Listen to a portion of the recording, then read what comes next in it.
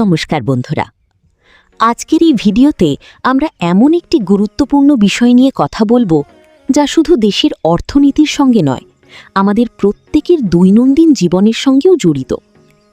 বর্তমানে দেশের অর্থনৈতিক পরিস্থিতি নিয়ে নানা আলোচনা চলছে।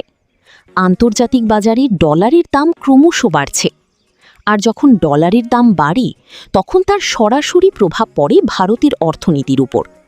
কারণ ভারত অনেক গুরুত্বপূর্ণ জিনিস বিদেশ থেকে আমদানি করে, যেমন পেট্রোল, ডিজেল, ইলেকট্রনিক পণ্য এবং আরও অনেক কিছু। এগুলোর জন্য ডলারে পেমেন্ট করতে হয়।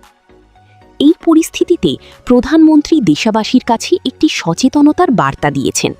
তিনি বলেছেন, অপ্রয়োজনীয়ভাবে সোনা কেনা কিছু সময়ের জন্য কমাতে, পেট্রোল ডিজেল যথাযথভাবে ব্যবহার করতে এবং অপ্রয়োজনীয় বিদেশ ভ্রমণ এড়িয়ে চলতে।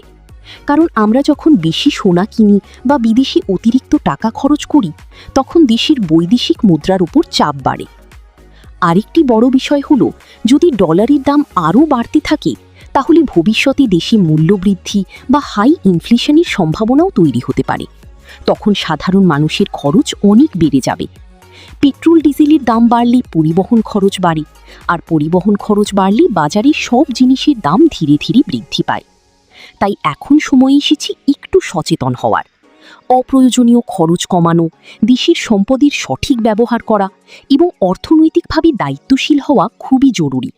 কারণ দেশের অর্থনীতি শক্তিশালী হলে তার লাভ শেষ পর্যন্ত সাধারণ মানুষের কাছেই পৌঁছায়। তবে একটা বিষয় মনে রাখতে হবে, এটি কোনো ভয়ের পরিস্থিতি নয়, বরং এটি সতর্ক থাকার সময়। যদি আমরা সবাই একটু সচেতন হই তাহলে দেশের অর্থনীতির উপর চাপ অনেকটাই কমানো সম্ভব। এই বিষয়টি নিয়ে আপনার মতামত কি? আপনি কি মনে করেন সাধারণ মানুষের সচেতনতা দেশের অর্থনীতিকে শক্তিশালী করতে সাহায্য করতে পারে? কমেন্ট করে অবশ্যই জানান।